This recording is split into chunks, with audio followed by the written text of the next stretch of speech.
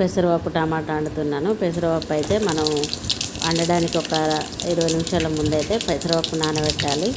Oil పెట్టి ఆవాలు, జీలకర్ర, కొన్ని మెంతులు వేసి అవి గోలిన తర్వాత పచ్చిమిరపకాయలు, ఉల్లిగడ్డ, కరివేపాకు అవి కూడా కొంచెం ఫ్రై కానివ్వాలి. ఫ్రై అయిన తర్వాత పసుపు, అల్లం పేస్ట్ వేసి ఇది కూడా ఫ్రై అయిన తర్వాత నానబెట్టుకున్న పెసరపప్పు వేసేసి అవి కొంచెం నూనెలో ఇట్లా కలిపేసి ఇప్పుడు టమాటా వేయాలి. టమాటా కూడా కలిపేసి టమాటా ఉడికేదాకా మనం సిమ్లో పెట్టేసి మూత పెట్టి ఉడకనివ్వాలి.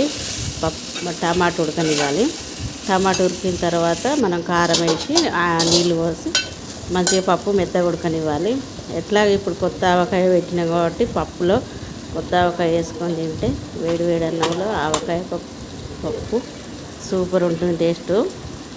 పప్పు అయితే ఈ స్టైల్లో వండుకుంటే టేస్ట్ బాగుంటుంది. అందుకని ఈ స్టైల్లో టమాటా పప్పు వండుతున్నాను.